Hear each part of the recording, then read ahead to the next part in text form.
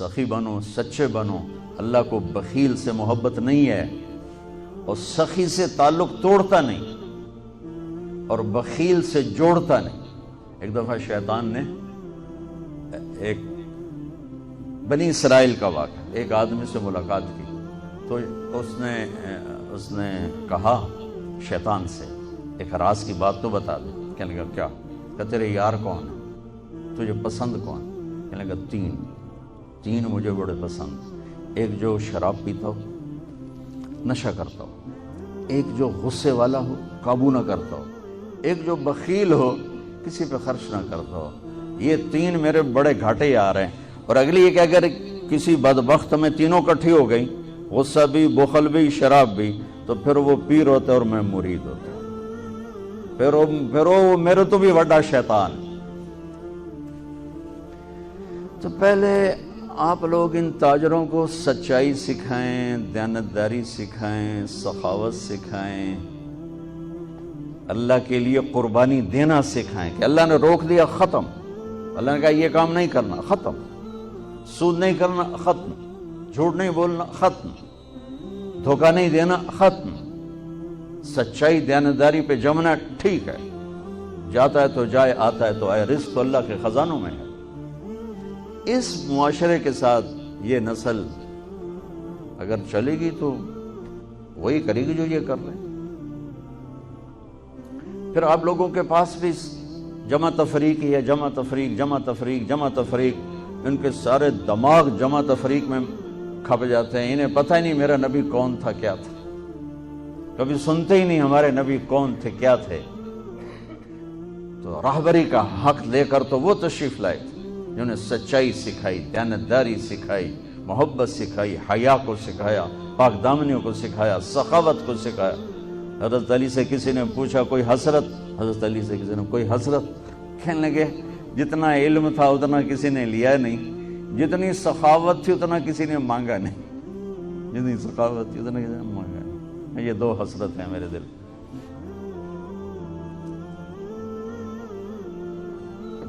تو اللہ کو سخی پسند ہے، مال خرچ کرنے والا پسند ہے، مالدار ہو۔ اچھا ایک ہوتا ہے بخیل۔ اللہ کہتا ہے بخیل جہنم کے قریب، اللہ سے دور، لوگوں سے دور، جنت سے دور۔ سخی اللہ کے قریب، جنت کے قریب، لوگوں کے قریب، جہنم سے دور، اللہ کا پیار۔ جب بنی اسرائیل نے بچھڑے کی پوجا کی تو اللہ نے کہا سب کو قتل کرو، سارے۔ جب سامری پکڑا گیا جس نے شروع کروائی تو اللہ تعالیٰ نے سفارش کی، موسیٰ سامری کو چھوڑ دے۔ کہا یا اللہ سامری کو چھوڑ دوں؟ اسی نے تو بچھڑا بنایا، اسی نے تو یہ شرک کروایا، تو کہتا سامری کو چھوڑ دوں؟ تو پتہ ہے اللہ نے کہا موسیٰ یہ کمبخت سخی ہے اور سخی کو قتل کرنا مجھے اچھا نہیں لگتا، میں نے آپ ہی مار دے گا، تو اس کو چھوڑ دے۔ اس کا کفر تھا، نفاق تھا، لیکن سخاوت اس کو قتل سے بچا گئی۔ تو مالدار اس اللہ نے زکات، ادنا درجہ ہے زکات ادنا درجہ ہے سخاوت کا۔ زکات دینے سے آدمی بخیلوں سے نکل آتا ہے اور سخیوں میں داخل نہیں ہوتا، بین بیچ میں آ کے کھڑا ہو جاتا ہے۔ اس پر بخیل کا لیبل بھی نہیں اور اس پر سخی کا لیبل بھی نہیں، درمیان میں آ جاتا ہے۔ ایک دفعہ خسرو پرویز کے دربار میں ایک مچھیرا مچھلی لے کر آیا، اس کو بڑی اچھی لگی، انہوں نے کہا اس کو 4000 درہم دے دو، کہیں 4000 دینار دے دو۔ تو جب وہ اس کو دیے تو اس کی بیوی شیری نے اس کے کان میں کہا اتنی بڑی دولت تو نے مچھلی پر دے دی تو خزانہ خالی ہو جائے گا، یہ مچھلی واپس کرو اور پیسے اس سے لو۔ تو خسرو پرویز نے کہا میں اتنا بڑا بادشاہ ہوں، مجھے شرم آتی ہے میں اس سے پیسے واپس لوں، میں نہیں لیتا۔ وہ کہنے لگی میں تمہیں طریقہ بتاتی ہوں، تم اس کو بلا کے پوچھو یہ مچھلی نر ہے یا مادہ؟ وہ کہے گا نر ہے تو تم کہنا ہمیں مادہ چاہیے تھی، واپس لو ہمارے پیسے دو۔ وہ کہے گا یہ مادہ، تم کہنا ہمیں نر چاہیے تھا، پیسے واپس لو۔ ٹھیک، انہوں کو بلایا، ہاں بھائی یہ مچھلی نر ہے یا مادہ؟ کہ حضور خسرا نہ نر ہے نہ مادہ ہے۔ 4000 اور دے دو، بیچ کی چیز۔ میں نے کہا نا زکات دینے والا سخی نہیں ہوتا، سمجھ رہے ہو؟ زکات دینے والا بخیل بھی نہیں ہوتا، سخی بھی نہیں ہوتا، بخیلوں سے نکل جاتا ہے، سخیوں میں انٹر نہیں ہوتا۔ 2.5 روپے پر 1 پیسہ بھی زیادہ کر دے تو سخیوں میں نام آ جائے گا، سخیوں میں نام آ جائے گا۔ پھر سخاوت کی حد کوئی نہیں ہے۔ انہوں نے کہا حضور یہ تو بیچ کی چیز ہے، خسرا ہے۔ اس نے کہا 4000 اور دے دو۔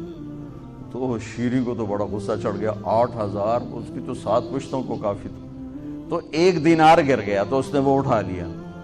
تو اس کی بیگم نے کہا دیکھا یہ کم وقت کتنا لالچی ہے، تم نے اس کو اتنا دیا، اس کی 7 پشتوں کو کافی، 1 دینار گرا وہ بھی اٹھا لیا، کہ اس کے واپس لو، نا قدر ہے۔ انہوں نے کہا آ جا، اور تجھے میں نے اتنا دے دیا، 1 دینار گر گیا تھا تو کیوں اٹھایا؟ کہا حضور اس پہ آپ کے نام کی مہر تھی، کسی کا پاؤں پڑ جاتا تو بے ادبی ہوتی، میں نے اس لیے اٹھایا لیا۔ انہوں نے کہا 4000 اور دے دو۔ تو بچوں ان تاجروں سے کہتا ہوں سخاوت سیکھو، پہلے یہ سچائی سیکھو، پہلے یہ دیانتداری سیکھو، پہلے یہ اللہ کو رب مان کر اپنی بنیادوں کو، اپنی تجارتوں سے سود نکالیں، جھوٹ نکالیں، 2 رجسٹر نکالیں، دیانتداری پر چلیں۔ اللہ کی قسم زمین آسمان کے دروازے اللہ تعالیٰ کھول دے گا۔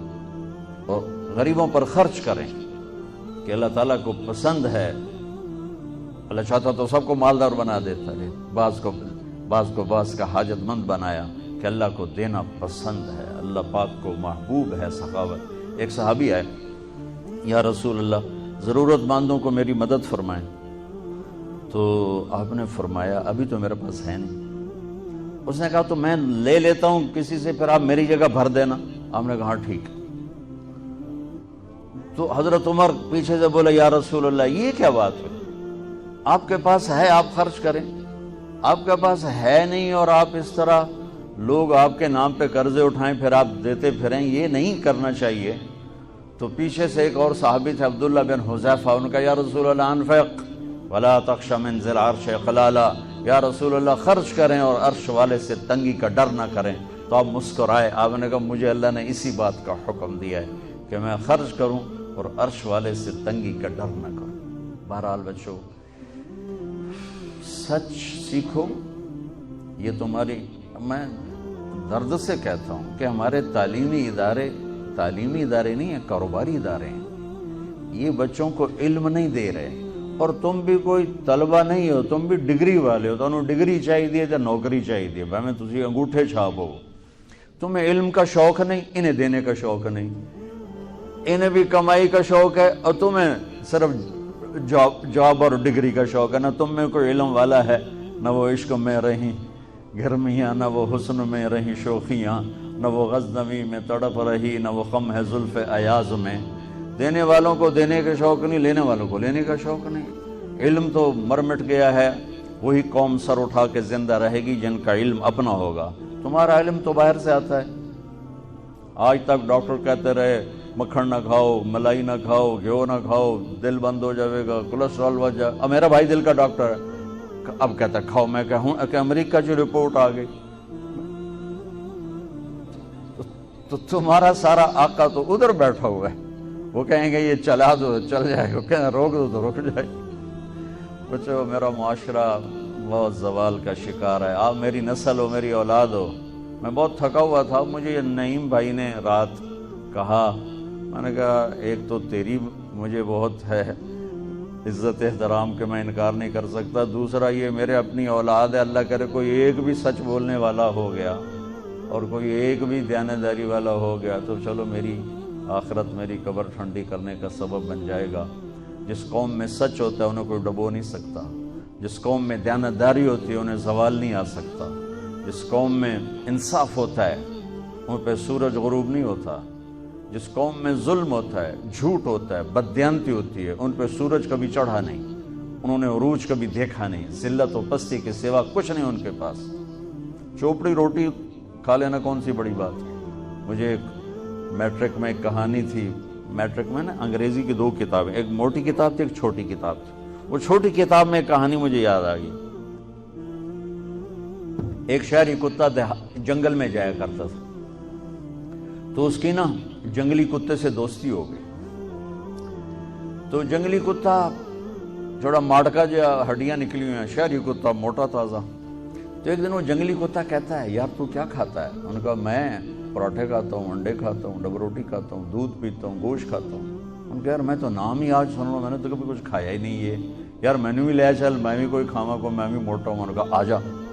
تو وہ اس کو لے کے چلا. تو جب جنگل سے نکلے تو روشنی میں جنگلی کتے کی نظر پڑی گلے میں پٹا. تو وہ کتا کھڑا ہو گیا، کہنے لگا میرے بھائی اے کی ہے، اے کی ہے. انہوں نے کہا یہ پٹا ہے. وہ کیا ہوتا ہے؟ کہ یہ غلامی ہے، غلامی ہے.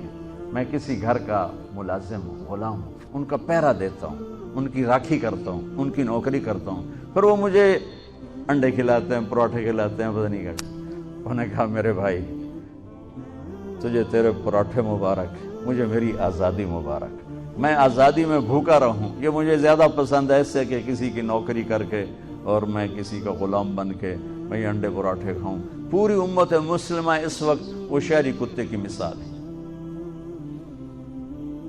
تو میرے عزیزو، سچائی پر آؤ، دیانتداری پر آؤ، انصاف پر آؤ، محبت پر آؤ، درگزر پر آؤ.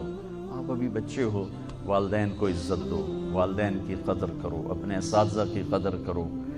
اساتذہ سے ہمارے نصاب میں انسانیت کا کوئی درس ہی کوئی نہیں کہ انسان اچھا انسان کیسے بنتا ہے. وہ تو بنتا ہے رسول پاک کی زندگی کو دیکھنے سے. وہ زندگی ہمارے پاس ہے نہیں، ہم نے سیکھی نہیں، ہمارے سامنے نہیں. تو اس مختصر سے وقت میں آپ کو کیا کہہ سکتا ہوں.